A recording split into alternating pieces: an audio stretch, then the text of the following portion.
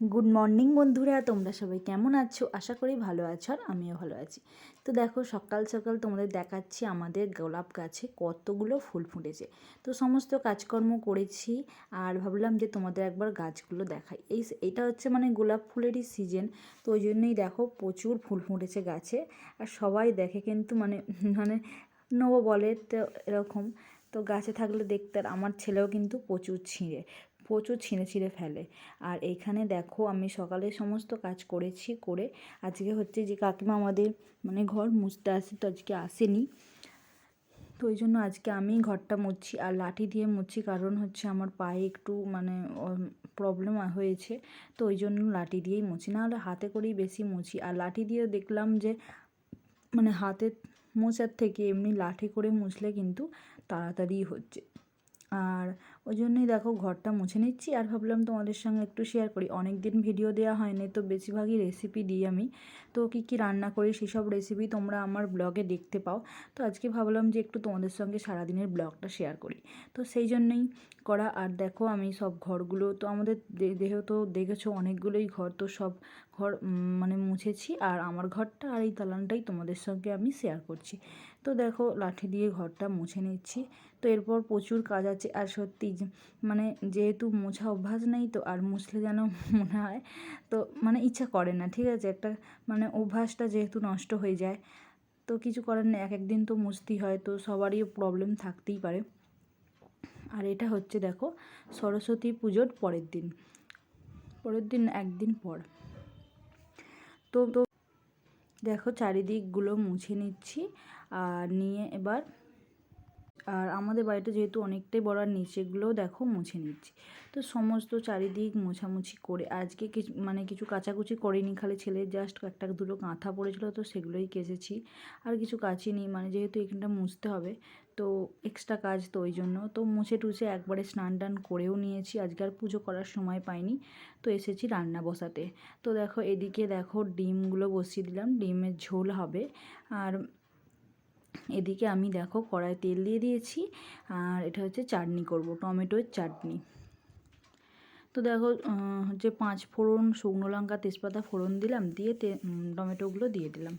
তো একটু হলুদ গুঁড়ো দিলাম আর একটু নুন দিলাম।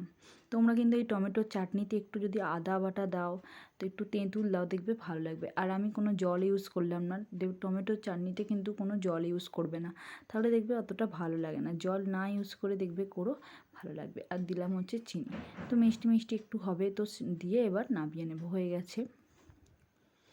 সবথেকে শর্টকাটের চাটনি কিন্তু এটাই, আর খুব সোজা, খুব তাড়াতাড়ি হয়েও যায়। আর তারপর দেখো আবার ফোড়ন দিলাম, দিয়ে হচ্ছে ঝোলটা করব, ডিমের ঝোলটা। আর আজকে জানি না মনটা কোন দিকে ছিল, তো সবই ভুল করেছি, ডিম ভাজতেও ভুলে গেছি, কপিটাও ভাজতে ভুলে গেছি। তো আমি জানি না কীরকম ঝোলটা, কিন্তু মোটামুটি যেহেতু কপিটা ভাপিয়ে নিয়েছিলাম, তো ভাজতে ভুলে গেছি। আর মানে জানি না কোন দিকে মনটা ছিল, তো ওই জন্য ভাজাও হয়নি।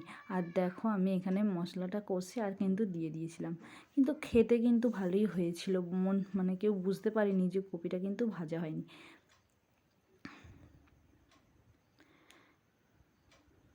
দেখো তোমরা ভিডিওটা দেখলেই হয়তো লক্ষ্য করবে, এই যে দেখো কপিটা আমি কিন্তু মানে দেওয়ার পর আমার মনে পড়ছে যে এই যে দেখাই রে, কপিটা তো ভাজা হয়নি, তো কি করব, আর দিয়েই দিলাম। তো এরপর তো আর তোলা যাবে না, ডিমটাও দেখো ভাজতে পাশেই বসানো আছে, অত ভুলে গেছি, জানি না কোন দিকে মন ছিল। আর এদিকে দেখো ঝোলটা একবারে ফুটিয়ে নাবিয়ে, তারপর এদিকে আমি একটু হলুদ গুঁড়ো আর তেল দিয়ে ডিমটা ভেজে নিচ্ছি।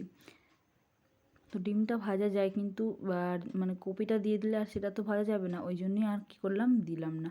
তো ওই জন্য থাক ওরকমই, কিন্তু কোনো গন্ধ ছাড়েনি, যেহেতু কপিটা সিদ্ধ করা ছিল, ওই জন্য ভাপানো ছিল, তো ওই জন্য কোনো গন্ধ লাগেনি।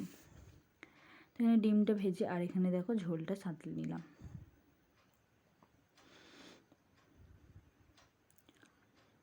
আর একটা রান্না করছি, আর এটা দেখো হচ্ছে নিম বেগুন। তোমরা হয়তো জানি না কে কে খেয়েছো, বা আর এই সময়টা কিন্তু হয়, খুব খেতে ইচ্ছা করছিলো, তেঁতো কিছু খেতে ইচ্ছা করছিলো।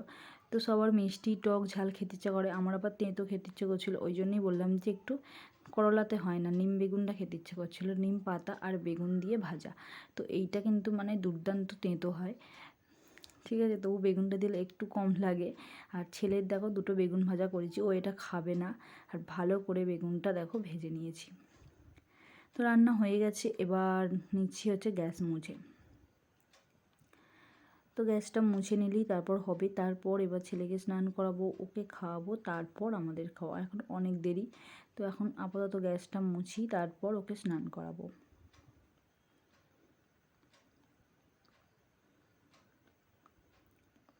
আর এই যে দেখো এখানে গ্যাসটা মুছে নিচ্ছি। তো আর এই গরমকাল আসছে, তো নতুনত্ব মানে এখন খেতে ইচ্ছাও করবে, কিন্তু সবাইকে সাবধানেও থাকতে হবে। ঠিক আছে, যে এখন যা মানে রোগ উঠেছে আর প্রচুর পরিমাণে কিন্তু মানে রোগ বাড়ছে, তো সেই জন্য খুব সাবধানেও থাকতে হবে। আবার একটু ভালো মন্দ খাওয়া দাওয়া করতে হবে। তো লিমিট অনুযায়ী সব কিছু কাজ করতে হবে, নাহলে কিন্তু হবে না। শীতে তুমি যাই করো দেখবে ঠিকই হজমে হবে, কিন্তু এই গরমকালে যাই খাও দেখবে হজমের প্রবলেম তো সবই হতেই থাকে। তো এই জন্য খুবই সাবধান। তো কথা বলতে বলতে আমি গ্যাসটা মুছেও নিয়েছি। রান্না আর হচ্ছে দেখো রান্নাগুলো তোমাদের দেখে, এটা হচ্ছে চাটনিটা, এটা ডিমের ঝোলটা, আর এটা হচ্ছে বাঁধাকপি মাছের মাথা দিয়ে হয়েছিল সেটা, বেগুন ভাজা, আর এটা হচ্ছে নিম বেগুন। তো এটাই আজকে আমাদের রান্না। আর দেখো খাওয়া দাওয়া হয়ে গেছে, তো সব কাজকর্ম সেরেও নিয়েছি। আর এখন প্রায় ওই 3:30 পৌনে 4টের মতো বাজে।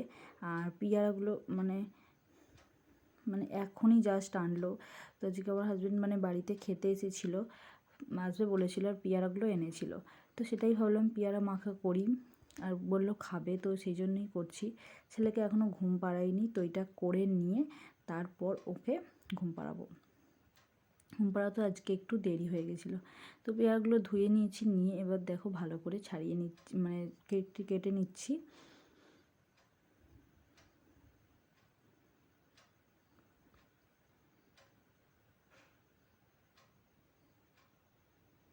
পেয়ারাটা কিন্তু খুবই ডাঁসানা ছিল, কিন্তু পাকা নয়। এটা দেখে মনে হচ্ছে যেন পাকা, কিন্তু পাকা নয়। আর ডাঁসানা খুব মিষ্টিও কিন্তু পেয়ারাগুলো ছিল, দেখেই কিন্তু মনে হচ্ছে খুবই সুন্দর পেয়ারাটা হয়েছিল। তো আমার মতো কে কে এরকম পেয়ারা মাখা করে খাও, তো ভিডিওটা দেখো, আর তারা অবশ্যই আমাকে কমেন্টে জানিও তো কেমন লাগলো। আর এই যে দেখো একটু দিচ্ছি হচ্ছে বিট নুন, তোমরা এমনি নুনও দিতে পারো। তোমাদের বিট নুনটা ছিল বলে আমার মনে পড়ে গেল, আর দিলাম হচ্ছে বিট নুন, আর একটু দিলাম হচ্ছে লঙ্কা গুঁড়ো, তো আর কিছু দেবো না। তো এটাকে দিয়েই এবার একটু মেখে নেব। খেতে কিন্তু একটু জাস্ট 5 মিনিট মতো রেখে তারপর খেতে হবে, খেতে কিন্তু সত্যিই দুর্দান্ত হয়।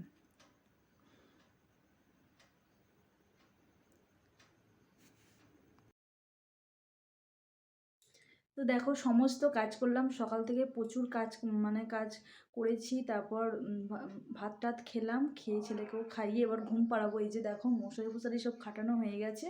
আর তার আগে দেখো এই যে পেয়ারা মাখাটা করলাম, তো সেটা তোমাদের সঙ্গে শেয়ার করলাম। তো ভাবলাম যে করে দেখি। তো পেয়ারায় জানি এটা অনেকেই হয়তো করেছো বা করো, কিন্তু এটা আমি কেমন করে করলাম সেটাই তোমাদের সঙ্গে শেয়ার করলাম। তো দেখো এই ভিডিওটি দেখতে থাকো, আশা করি তোমাদের ভালো লাগবে। তো চলো এবার ছেলেকে ঘুম পাড়াবো, আর আমি এটা খাই, তারপর তোমাদের সঙ্গে পরে কথা বলছি, ঠিক আছে? আর দেখো সন্ধ্যেবেলা চলে এসেছি, মানে এখন রাত ওই পৌনে 10টার মতো বাজে। আর ঠাকুরটা মানে বিসর্জন হবে, আমাদের পাড়ায় হয়েছিল, আর সেটাকেই মানে বরণ করতে এসেছি। আর কিন্তু তোমাদের আর অন্য কিছু বিসর্জনের ভিডিও দিতে পারিনি, কারণ অনেকটাই রাত হয়ে গিয়েছিল। তো শুধু আমি মিষ্টি খাওয়াচ্ছি, এটাই তোমাদের সঙ্গে শেয়ার করতে পেরেছি। তো আর এটা আমার কিন্তু খুব ভালোই লাগে, এই যে বরণ করা মিষ্টি খাওয়ানো। তো দেখো ঠাকুরকে আমি মিষ্টি খাওয়াচ্ছি, তো ঠাকুর একটু পরেই বিসর্জন হবে। মনটা একটু খুবই খারাপ, তো কী আর করবো। তো এই ভেবে আজকে ভিডিওটি আমি শেষ করছি। টাটা বন্ধুরা, আবার আসছি নতুন কোনো ব্লগ নিয়ে।